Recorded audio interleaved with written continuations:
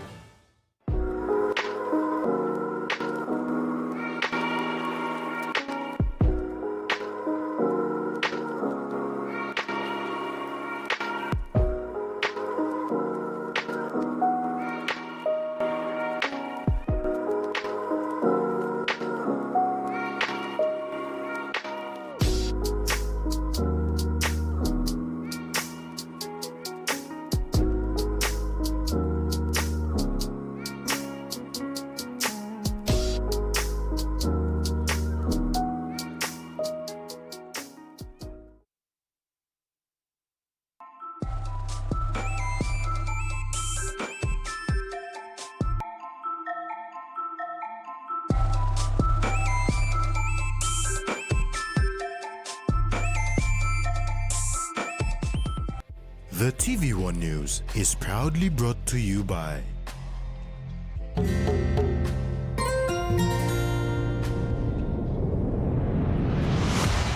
BSP, our bank, our people.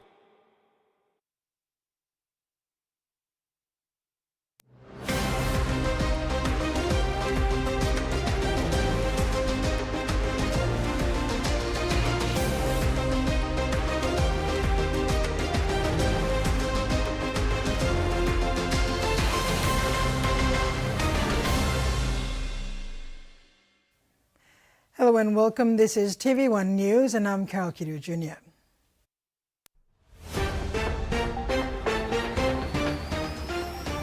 In this edition, drugs with street value of 100,000 kina confiscated, inaugural tourism conference set for April, and 2025 Hostplus season launched.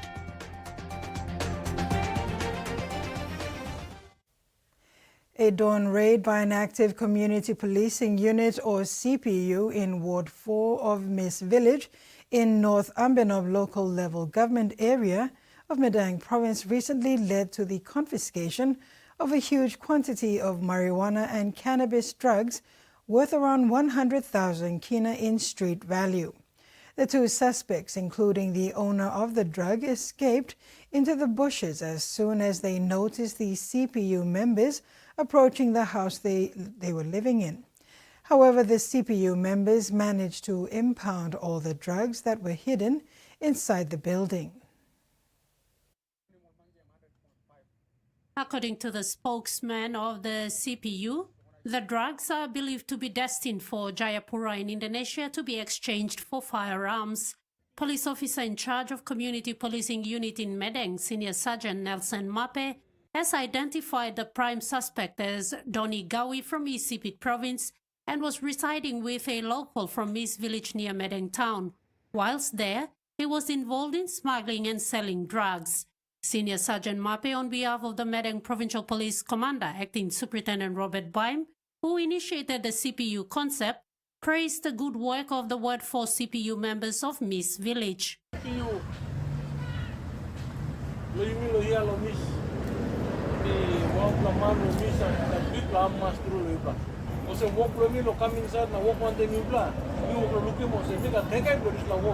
Only need him support, so give me your papa, all virtual man.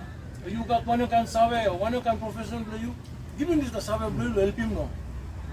Community play me. Look good blessing down play me inside the community. The office of the Madang Provincial Member Ramsey Pariwa on Tuesday visited the Ward 4 CPU at Miss Village and presented to them the cash allowance in acknowledgement for their efforts in maintaining law and order in the community. People experience lawlessness, lo sampai hari kam. Time kain oli situ kamap na. Law and order sector belum ipla come in, all supporting this line initiative now. What kirap now we can look in some people send this law. Lo ada problem lo inside lo town na all community are interested because people send this come up. So makin government lo you lo province and meet people thank you. Chairman of Ward 4 CPU acknowledged the allowance and pledged the unit's support to this program. Ruth Rungula, TV1 News. More than 50,000 people in South Bougainville will soon benefit from improved health services following a groundbreaking ceremony for the new Buin District Hospital earlier this week. The event was also an important opportunity to celebrate Australia's continued friendship with the people of Bougainville. Australia was delighted to provide a 76 million kina grant to develop the new Buin District Hospital. When complete, the district hospital will be able to provide the following services: general outpatient, accident and emergency, maternal and child health, dental and surgical services, medical imaging and physiotherapy services. It also will include a family support centre, a mortuary and other facilities. The hospital will also support Solomon Islanders living on the Shortland Islands, who often travel to Buin for medical services given its proximity. Police accommodation remains an issue for the Royal Papua New Guinea Constabulary nationwide as members are being forced to find their own accommodation, roving to be an expensive exercise.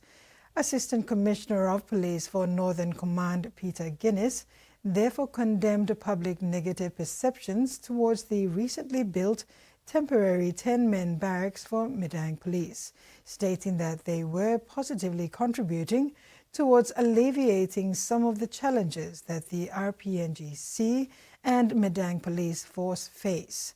Guinness made these remarks during the quarterly Northern Command conference in Madang at the Madang Lodge yesterday.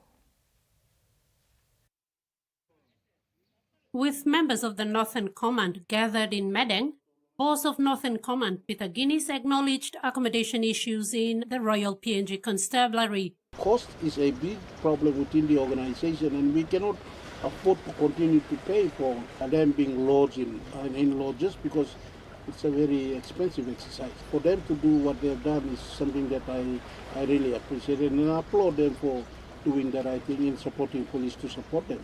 Because law and order problem in Madang is an issue that has been talked about time and time again, so we have got to do some things to address these issues, and that's what they did. They came in and supported police so that we can have, they can have sufficient, or we can have good number of police officers in Madang to police Madang. In addition, ACP Guinness also stated that Madang Command cannot afford to lose any more officers, which has been the case over the years due to accommodation reasons. Housing for police in Madang is a very big issue. You look at Kuswa Barracks, for instance. The barracks was condemned, and as a result of which so many of our members who used to be living in Kuswa Barracks were transferred outside of Madang. And you see there is a critical shortage of manpower.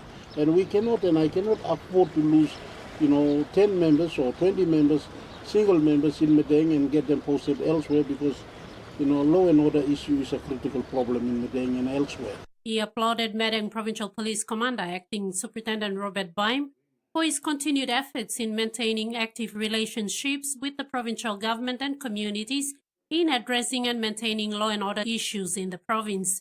And we've changed a big difference. I've seen a big difference in terms of policing and law and order in Madang. We cannot be able to do everything that we would want to do. Unfortunately, we don't have we don't have the equipment, we do not have the manpower, but we are doing what we can do with what we have.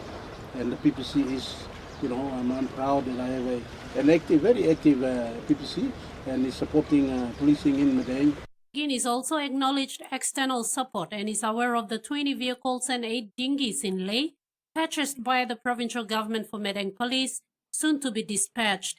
He further stressed on the importance of public-private partnership in service delivery, especially in the police sector. And this is something that I'd like to emphasize more, and I'd like to encourage business houses, and our provincial government is always at the back of police addressing law and order issues in Madang province. We don't have the current manpower strength that we would like to have in Madang, But with the limited manpower, with the limited resources we have, we are able to do what we can do with the limited resources. Ruth Rongola, TV1 News. The University of Papua New Guinea's School of Humanities and Social Sciences hosted a seminar on the repatriation of ancestral human remains from the University of Sydney to Madang province communities. The event featured speakers including Dr. Jude Phillip and Nikolai Maclay, with a welcome address by Professor Leo Marai. This seminar follows the recent return of 16 ancestral remains to descendant communities in Bongu, Gorendu and Bilibi. The remains were originally collected in the late 19th century by Russian anthropologist Nikolai Maclay Sr. The University of Sydney has maintained a policy since 1992 to repatriate ancestral remains and significant cultural objects, working collaboratively with relevant Indigenous governments and custodial groups to ensure respectful and dignified returns. From his travels. For an anthropologist like myself, I have known about Bongu village before I knew about the geography of where it was properly, because he's one of the early anthropologists and natural history workers, and our museum is also engaged in natural history. Nikolai Maclay Jr., a direct descendant of the original collector, shared his thoughts on the repatriation exercise. Originally collected in the late 19th century by his ancestor, he delved into the historical context of the remains collection and the collaborative efforts leading to their return. He brought some of metal. They stay as in we can call as a Stone Age. Yes, it's definitely like this. And it is a unique situation because he collected 16 skulls from villages, which I visited in 2017 during my first expedition in this century, 21st century, after 150 years ago. And I was so proud that they remember about Mikoko Makai and they know all details about his story and how they organize the connections, they organize some pantomime, they organize some sing traditional dance, and I was so impressed about it. This is TV1 News. Stay tuned for more stories after the break.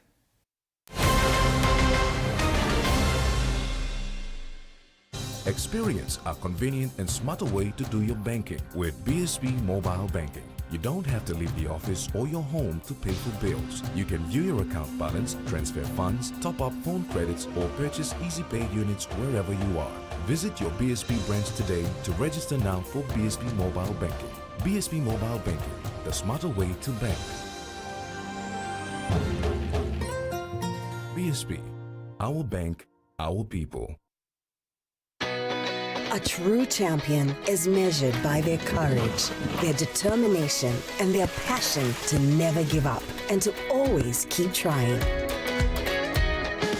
With a delicious Milo and milk taste and added nutrients, Milo and milk is a great way to fuel our little champions with nourishing energy every day. Because true champions give it their all. Milo, PNG and Mia. Find PNG made. New Fabuloso multi-purpose cleaner with an irresistible fragrance that lasts all day long, creating a field of flowers in every corner of your home. With an irresistible fragrance that lasts and lasts all day long. Fabuloso, irresistible fragrance.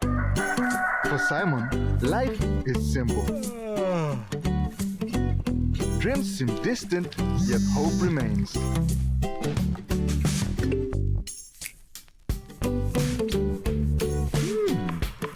One ticket, one dream. Simon's world changed forever. Yes! From small dreams to big possibilities.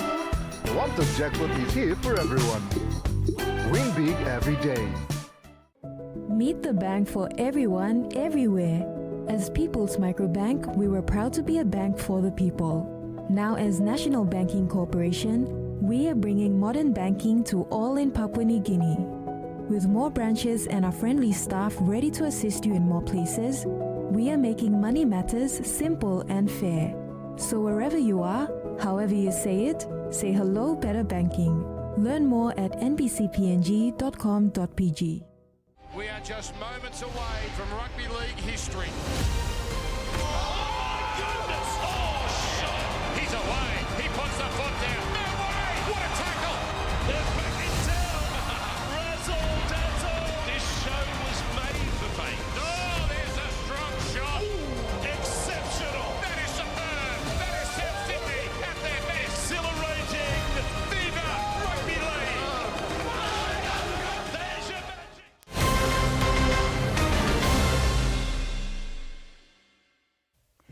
Thanks for staying with us. The team heading investigations into the East New Britain palm oil yesterday submitted the final inquiry report to the Minister for International Trade and Investment, Richard Maru. Maru commended the team led by Chairman David Mather and Deputy Chairman Waisi, who completed the investigation and finalized the report. The National Executive Council in 2024 approved the investigation team to investigate the East New Britain POL dealings and business conduct towards the local oil palm growers in the Gazelle Peninsula, East New Britain. This followed numerous complaints from the oil palm farmers. The Tourism Promotion Authority, in partnership with the PNG Tourism Industry Association, has officially announced the National Tourism Conference 2025, which will be set for April 9th to the 10th. The event aims to bring together key industry players, experts, and decision makers to drive sustainable growth and innovation in the tourism sector. Papua New Guinea is gearing up for a historic event in the tourism sector with the launch of the MRDC National Tourism Conference and Exposition 2025. The two-day event set for April 9th to the 10th will be the first of its kind, bringing together industry leaders, policymakers and stakeholders to shape the future of tourism in the country. At the heart of PNG's 50th Independence Anniversary celebrations, the Tourism Promotion Authority and the Tourism Industry Association are spearheading an initiative aimed at elevating tourism to a key economic driver. Tourism Minister Belden Nama officially launched the inaugural National Tourism Conference and Exposition 2025. In so doing, I want all of us to embrace the conference as a watershed event in our country, one that draws from the experiences of the last 50 years to inspire and drive tourism sector towards unprecedented successes in our country. The event is set to attract global tourism experts, local operators, and policymakers, all focused on repositioning PNG as a prime travel destination. The theme for the conference, Celebrating Our Unity in Diversity to Inspire Our Future, reflects the country's unique cultural and environmental richness. A highlight of the announcement was the platinum sponsorship from the Mineral Resources Development Company. Managing Director Augustine Mano announced MRDC's 250,000 kina sponsorship, underscoring the company's long-term commitment to developing tourism as a major economic pillar. And we have a firm belief that tourism is one sector which has been underutilized, underestimated, and there's not much care and attention given by all stakeholders who are involved in that. So we thought that as a industry, which as a sector which has the potential to transform this country, if we get the structure and the organization right and get all the stakeholders involved, we can be a powerhouse and we can contribute. Tourism has the potential to contribute more than the extractive sector.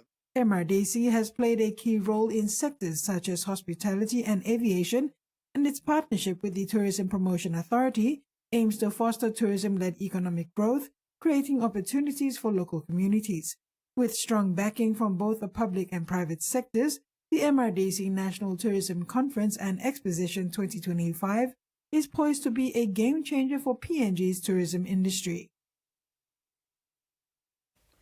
Meantime, Minister for Tourism, Arts and Culture, Belden Nama, emphasized the transformative potential of tourism in PNG's economy.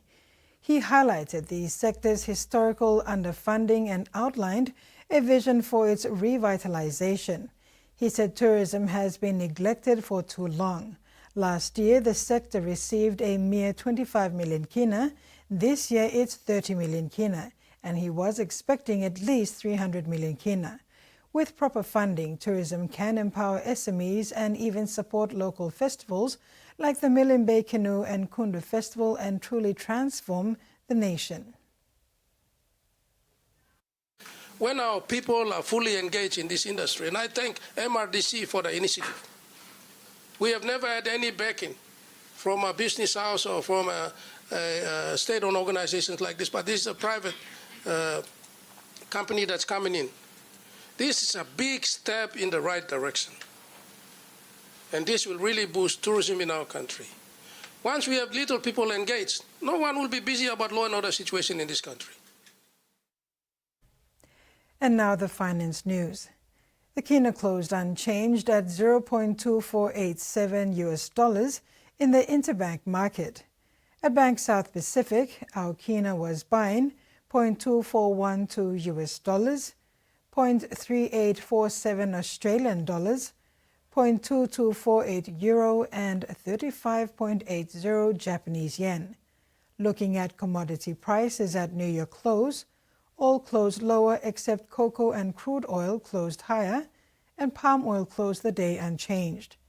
And on the stock market, the Dow Jones closed higher, ASX closed lower, and all ordinaries closed lower as well. You're watching TV1 News. We'll have news abroad when we return. Stay.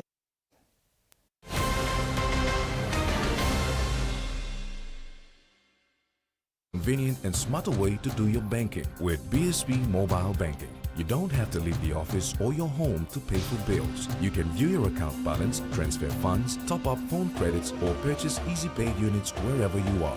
Visit your BSB branch today to register now for BSB Mobile Banking. BSB Mobile Banking, the smarter way to bank. BSB, our bank, our people. Hiya, Mama. You wait then, but me add him special flavor. Put in more flavor, put in more taste. Magic kakaru, get up a big smile on face. Time for him chicken, a great kumutu. Sip, sip, the moo, yes, magic on you. Maggi, the taste PNG loves. Cold Pal Lemon is tough on stains and gentle on clothes. Cold Pal Lemon has a great lemon fragrance which brightens your clothes and gives that extra freshness that lasts all day long. Cold Pal Lemon, tough on stains, gentle on clothes with extra freshness. Digicel Business. We help grow your business with secure, reliable and cost-effective ICT solutions. We will manage your technology so you can power your vision for your business with the best solutions to offer. Accelerate your business growth with Digicel Business Cloud Solutions with cloud platform services, disaster recovery as a service and backup as a service. Talk to our cloud solutions experts today. Digicel Business. Better solutions for better business. We are just moments away from rugby league history. Oh my goodness! Oh, shot! He's away. He puts the foot down. No way! What a tackle! They're back in town. Razzle dazzle. This show was made for fame. Oh, there's a strong shot. Exceptional. That is superb. That is South Sydney at their best. Exhilarating. Viva Rugby League. There's your magic.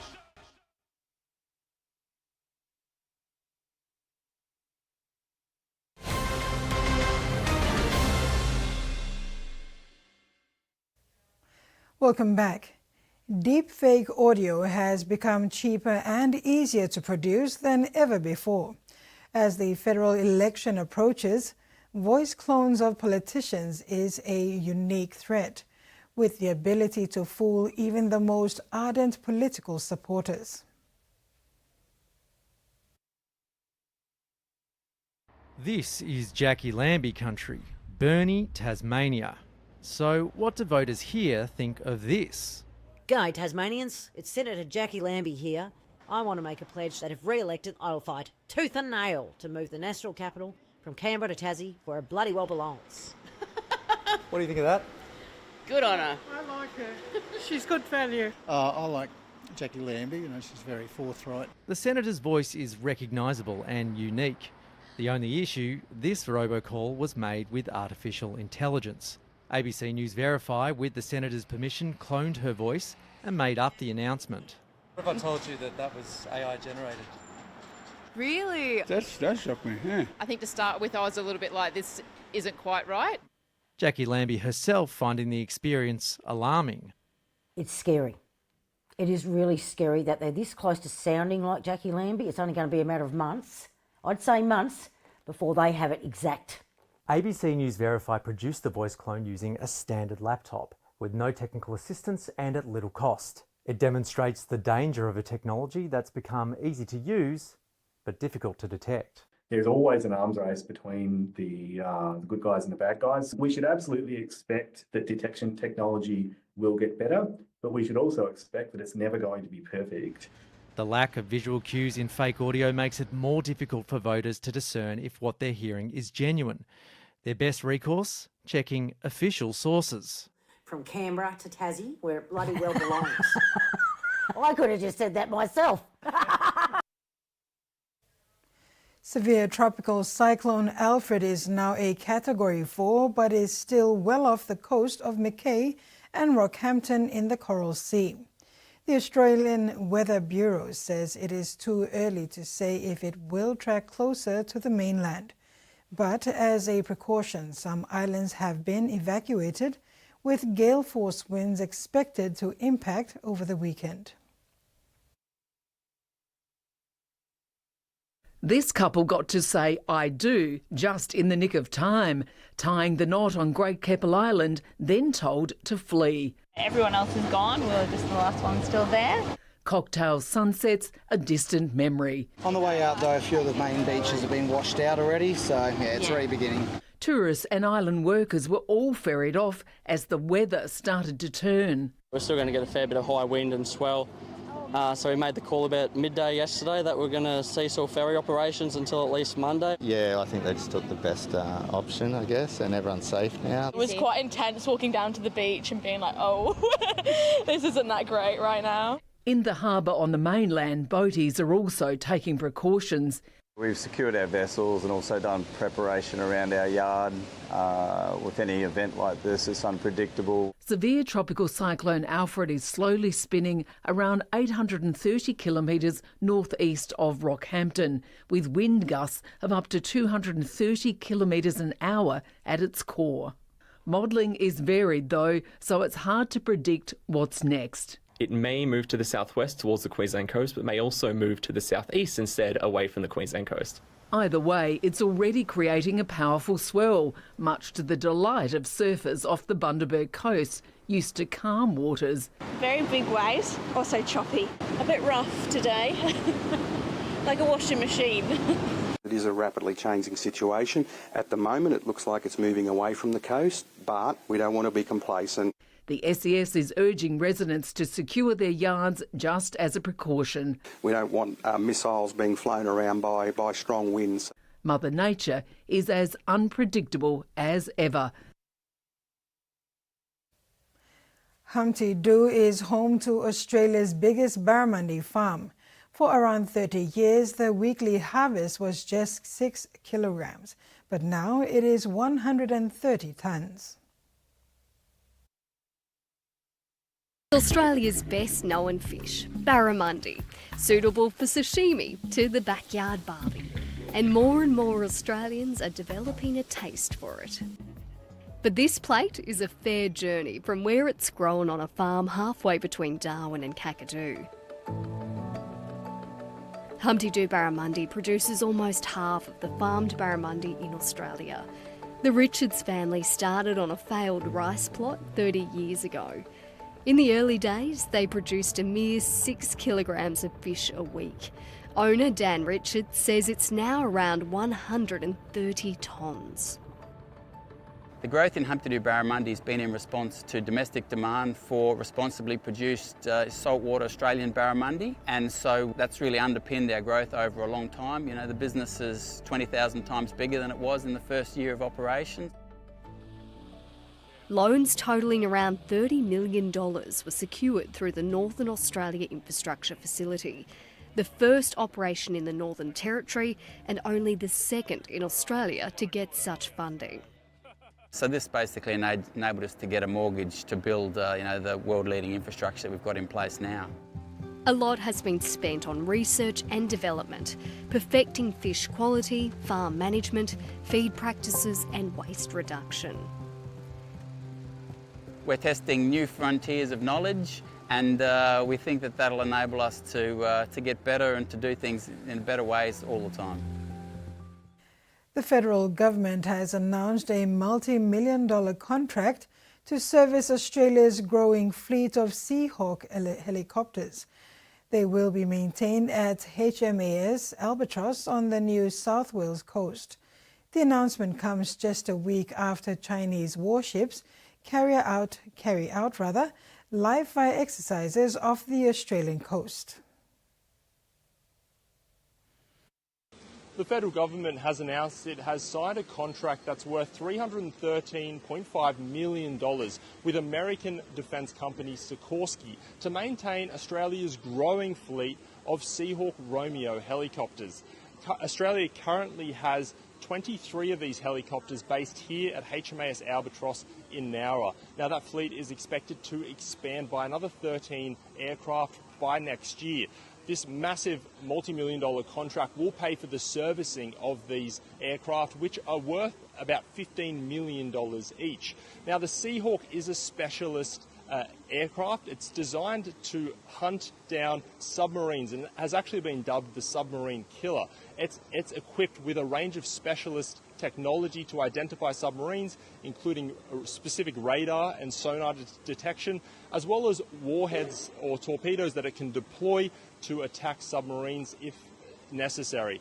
Now, we've heard here from the federal government that this expansion or this contract will create up to 75 new jobs, but also support 200 ongoing jobs and pay for up to 20 new apprenticeships. And that's part of developing the highly skilled workforce here in Nowra. Now, the Defence Industry Minister, Pat Conroy, was at the announcement today, where he also commented on a live fire exercise held by the Chinese Navy off the east coast of Australia almost a week ago. In terms of how much notice they gave was unreasonable. And we've made it very clear that they should adhere to world's best practice. The Royal Australian Navy gives a minimum of 12 hours notice and often 24 to 48 hours notice. And we've voiced our concerns to the Chinese government that they need to give more notice, and we've been very clear about that. Now, the pilots who will be flying the Seahawks have also spoken to us today, and they've commented on the simulations that they run to identify underwater threats such as submarines and target them if necessary. Yeah, it's complicated. I think the analogy I like to use is it's kind of like a game of chess, trying to find where submarines are. You've only got limited information through the sensors of where they could be, and they've also kind of got limited information on where you could be. So it's a game of cat and mouse, hide and seek, chess, however you want to describe it. The announcement today also included an extension of an arrangement between the Australian Navy and the Rural Fire Service to station RFS aircraft here at HMAS Albatross. The deal also included other Air Force bases, included RAAF Richmond and Williamstown in that arrangement, and that is part of a deal to allow RFS aircraft quick deployment to bushfires in the event of an emergency. You're watching TV1 News. Next in sports, Hostplus Cup season launch and Gulf League affiliates.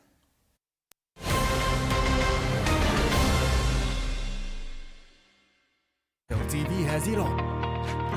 Enjoy the latest football. Oh, that's a brilliant strike! Premier League, La Liga, Gets the shot away and scores! and FA Cup.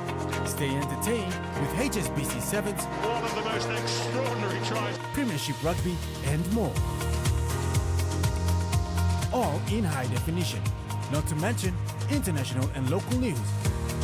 Home entertainment with a whole lot of Filipino drama and more. Subscribe to a 40-channel postpaid TV package for only 105 kina and stay entertained. But wait, there's more. With this package, you can watch Digicel TV on your mobile for free. No data cost and no additional subscription. Call us now on toll-free number 1515 to set up your monthly postpaid TV subscription today. Digicel TV. More channels, more choice, more value. Ever wondered what it would be like to buy $1 million home? Well, I think that particularly if it had a massive kitchen and the big tub sinus both on. They're searching for a multi-million-dollar apartment here in Melbourne, but which of these spectacular apartments will they choose?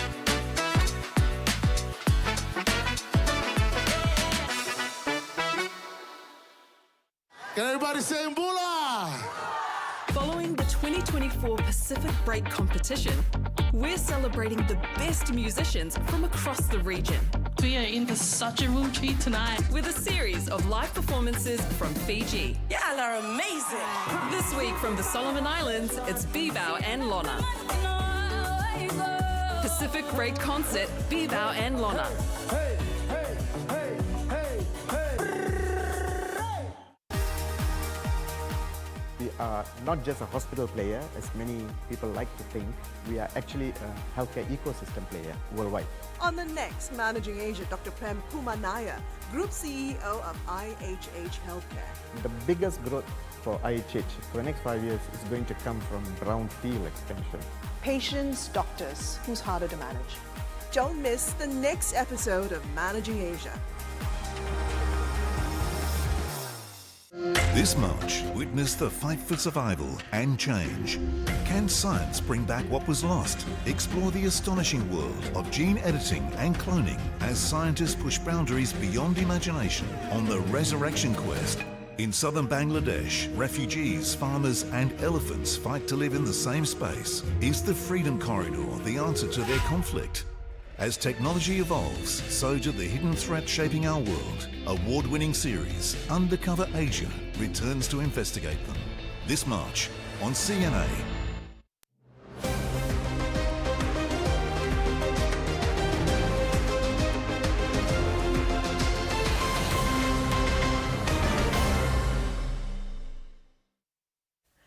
Welcome back. In sports, the Queensland Rugby League officially kicked off the 2025 season with a celebration of talent and dedication at its season launch on Thursday.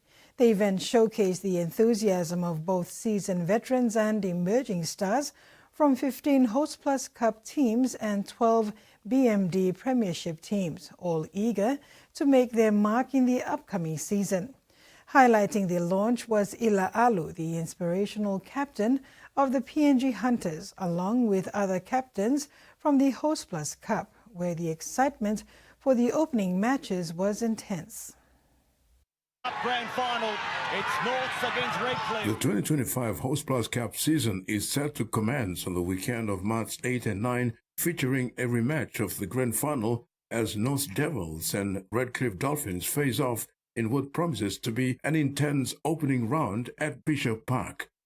North Devils are on a mission to secure their fourth premiership in 5 years, while the Dolphins look to avenge their previous grand final loss. The PNG Hunters enter the season following a strong performance in the previous year, reaching the prelim finals. They will be up against the Mackay Cutters at BB Prince Stadium in Mackay, Queensland. However, they will be without key player Judah Rimbu, who is playing in the UK Super League with Castleford Tigers. In his absence, the Hunters have a youthful and robust forward pack with promising talent such as Finley Glare, who is expected to take on a leadership role. The Ipswich Jets are ready to kick off their season with their annual Defence Force Appreciation Day match against the Townsville Blackhawks, while the Northern Pride, last season's minor premiers, will compete against the Brisbane Tigers. Elsewhere, the Burleigh Bears have made headlines by signing former Penrith Panthers star Taran Peachy and will face the Central Queensland Capras. The Capras are coming off a strong season, having advanced to Week 2 of the finals. The Tweed Seagulls and South Logan Magpies both aim to return to the finals after missing out last year, with their respective opening matches set against Wynnum Manly and Western Clydesdales. As the teams gear up for the season, a total of 20 games will be played across 23 rounds. Country Week, supported by the Queensland Government, will take place on the weekend of July 26 and 27, while rivalry matches will heat up during the third week of the competition.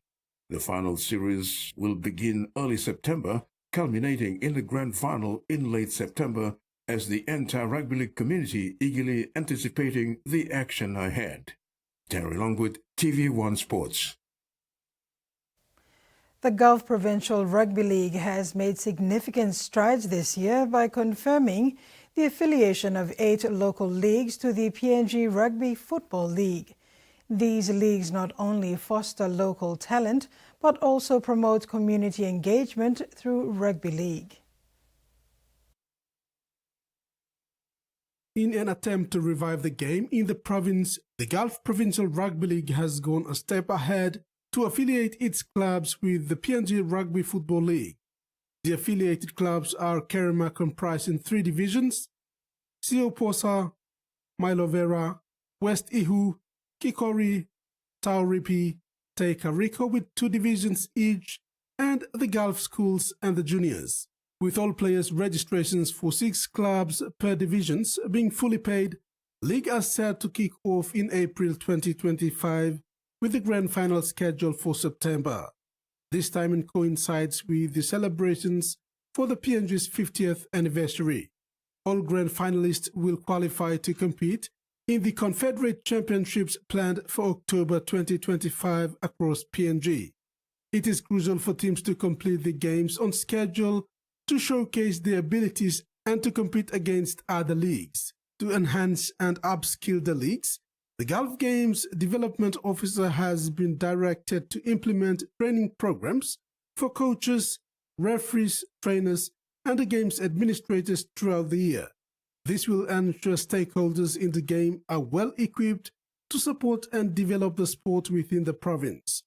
The affiliation of these leagues and the processing of players' registration have been made possible through the support of the Office of the Governor for Gulf and the patron of Gulf Rugby League, Sir Chris Iveta. Rex Lita, TV1 Sports. The Dogura Indoor Sports Centre at 6 Mile Port Moresby recently buzzed with energy as over 30 aspiring young athletes from the Vabukori community in the Moresby South Electorate gathered to showcase their badminton skills. On Tuesday this week, boys and girls ranging from primary school to upper secondary, as well as local youths, participated in both mixed and doubles events, embracing the excitement of the sport. Taking charge of the event was Coach Memafu Eddie, a senior player and passionate mentor who has been instrumental in promoting badminton within the Vabukori community. Eddie began his athletic journey in gymnastics in 2008 before transiting to Gymbad, a combination of gymnastics and badminton. He has dedicated his love for badminton into mentorship and community development. Since badminton's introduction to Vabukori 5 years ago, interest in the sport has continued to grow. So badminton is a very easy sport. It's to do with racket, how you grip the racket, and then how you smash the racket. So it's all to do with the grip. So if you know how to grip the racket, that's it. Eddie emphasized the accessibility of badminton, explaining that the rules are simple and easy to grasp. So that's the biggest goal we have. We want to bring them up to that level. Everyone wants to get into something, get up there and then represent their country. So badminton is growing at the moment, and I've been telling these kids, maybe this is your chance, maybe your sport to represent your country. So the fun and inclusive atmosphere generated on the course provided the perfect backdrop for young players to hone their skills.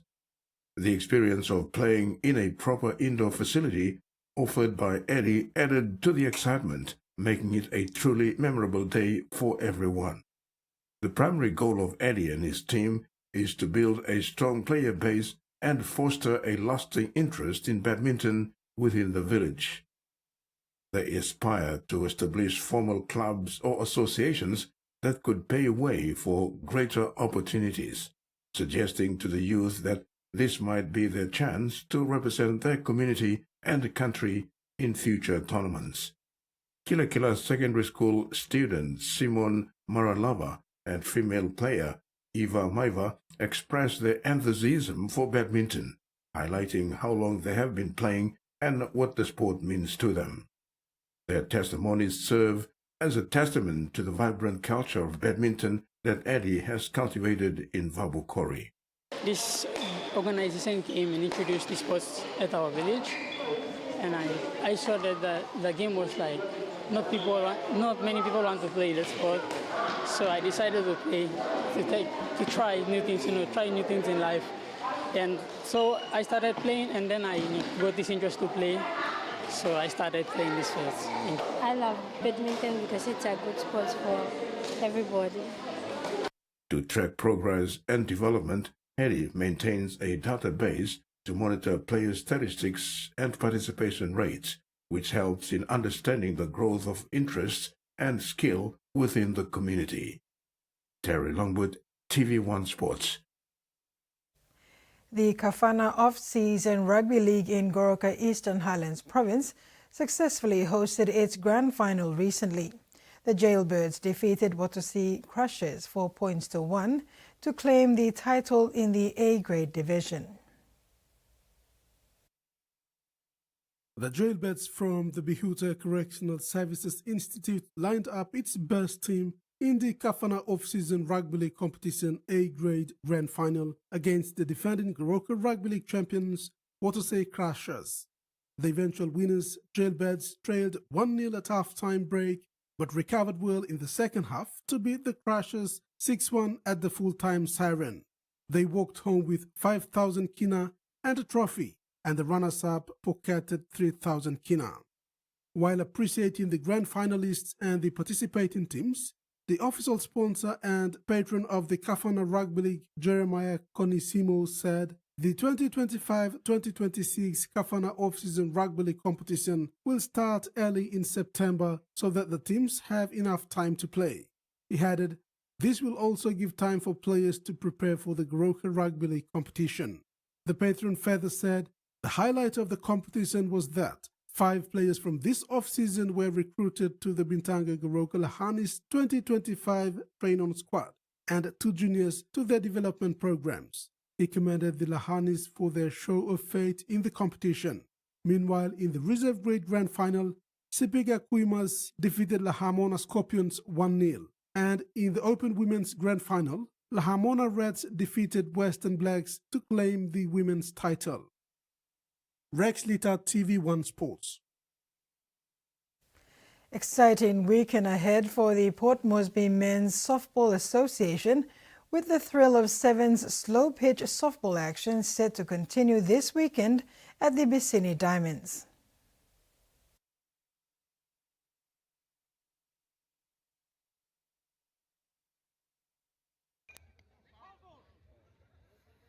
The tournament features 14 registered corporate teams split into 2 pools and promises not only intense matches but also promotes inclusiveness, having mixed teams.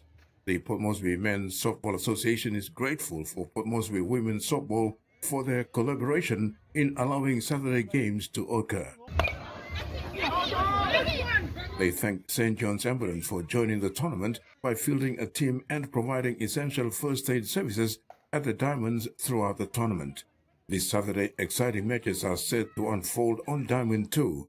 Bank of PNG versus Post PNG, Alpha Insurance take on U.S. Embassy, School of Medicine versus Newmont, and DD Cell will take on Bank of PNG. Matches will continue on Sunday across Diamonds 1 and 2. However, the competition has also faced challenges presented by the current weather pattern.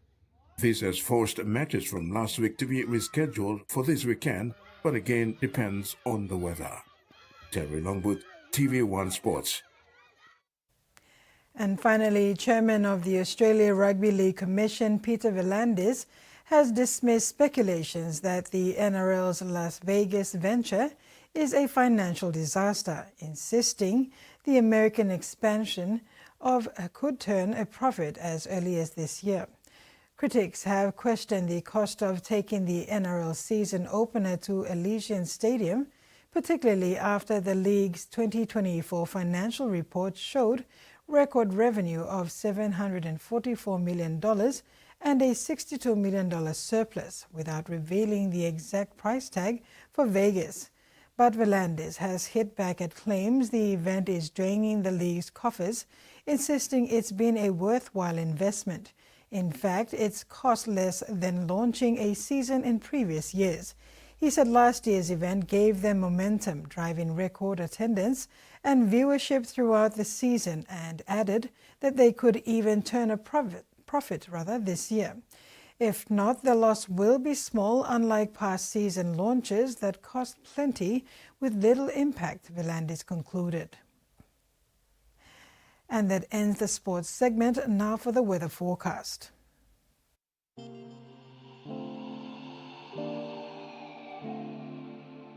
Southern region, Port Moresby, partly cloudy with chances of some showers.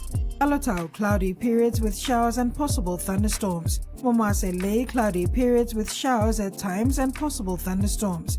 New Guinea Islands, Kokopo and Rabaul, partly cloudy with some showers at times. Boka, cloudy periods with showers and possible thunderstorms. Highlands, all centers, cloudy periods with rain showers and possible thunderstorms. Ocean forecast. Coral Sea sees moderate to rough with high seas over the eastern sector with southwest to westerly winds of 10 to 25 knots, gusting to 33 knots over the eastern sector. Solomon Seas sees moderate to rough over the southern sector with northwest winds of 15 to 33 knots. Bismarck Seas sees slight to moderate with northwest winds of 10 to 20 knots with strong gusts over the southern sector. Pacific Ocean sees slight with northeast winds of 10 to 15 knots. And coastal waters of southern PNG and Indonesian borders to Daru, Kiwai Island, Kerma Yule Island, Port Point to Samarai Island, seas 0.5 to 1.5 meters, rising to 2.5 meters along the warning areas. Waters of Finchafen through Vitias Strait to Siasi and Long Island to Madang, seas 2 to 3.5 meters. And that ends another edition of TV1 News. Have a pleasant evening. Bye for now.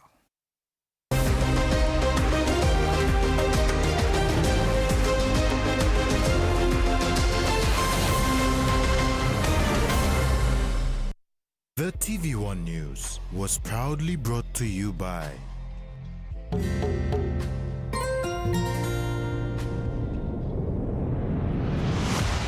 BSP, our bank, our people.